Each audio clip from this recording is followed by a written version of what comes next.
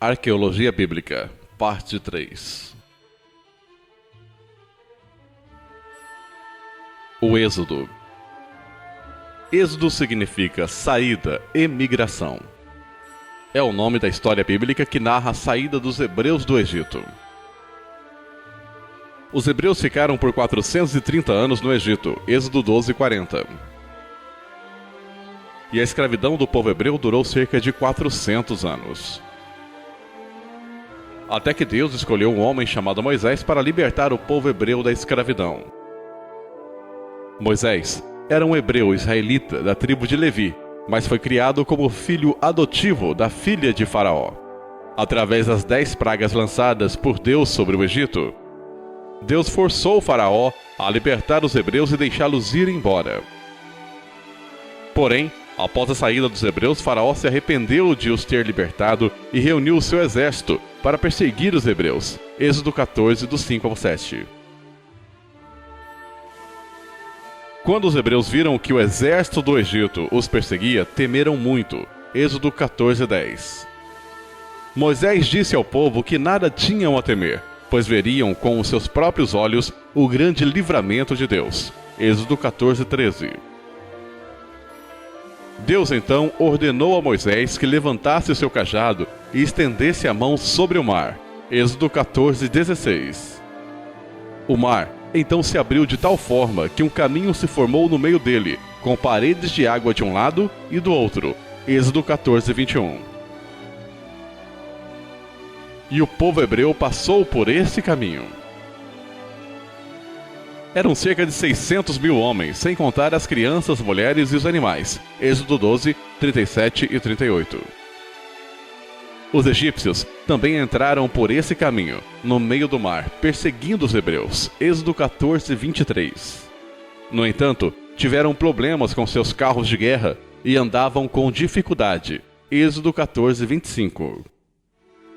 Então, Moisés estendeu novamente a sua mão sobre o mar, e o mar se fechou novamente. E todo o exército de Faraó, assim como o próprio Faraó, morreram nas águas do mar. Êxodo 14, 28. Você acredita nessa história? Acha que tudo isso aconteceu de fato ou se trata de uma lenda? Vivemos hoje num mundo cada vez mais materialista, onde o homem perde aos poucos a sua espiritualidade e começa a contestar a possibilidade de histórias como essa. Recentemente, a revista Super Interessante da edição 178 de junho de 2002 publicou uma matéria onde afirmava que o êxodo nunca aconteceu. Segundo a revista, os escribas teriam inventado a história do êxodo para combater o politeísmo. A revista dizia também que não existe registro arqueológico ou histórico da existência de Moisés ou dos fatos descritos no Êxodo. Seria isso verdade? Existe algum registro arqueológico do Êxodo? É claro que existe. Aproximadamente 30 mil inscrições em pedras foram descobertas na Península do Sinai, onde os israelitas passaram durante a sua peregrinação. O local foi chamado de Wadi Mukatab, Vale das Inscrições. As inscrições foram feitas em hebraico antigo. Para o explorador Charles Forster, as inscrições eram uma combinação de alfabetos hebreus e egípcios que descrevem o Êxodo. Não se sabe com exatidão o local onde o Mar Vermelho se abriu.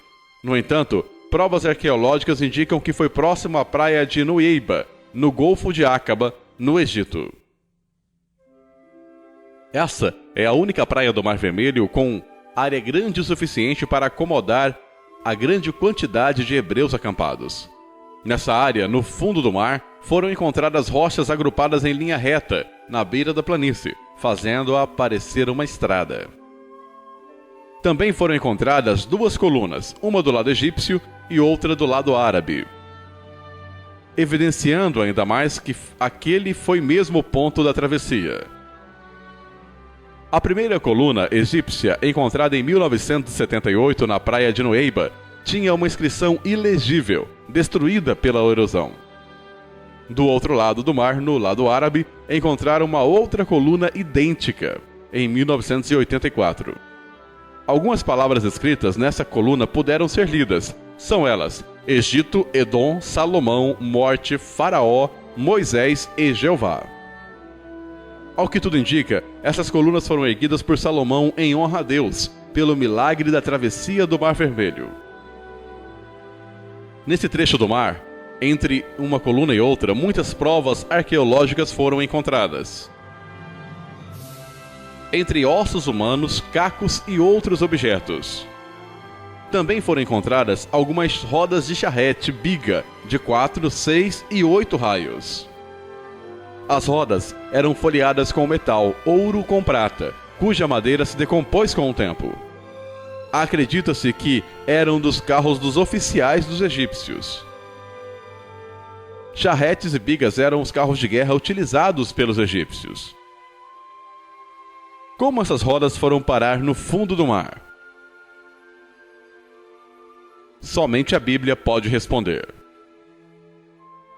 Então Moisés estendeu a sua mão sobre o mar, e o mar retomou a sua força ao amanhecer, e os egípcios fugiram ao seu encontro.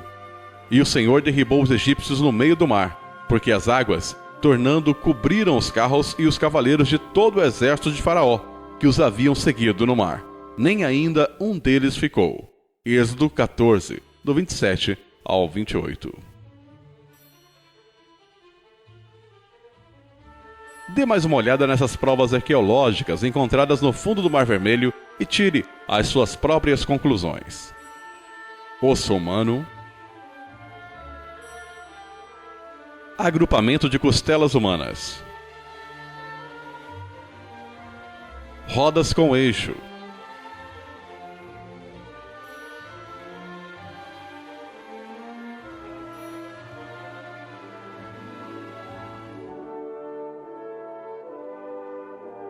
Rodas sem o eixo.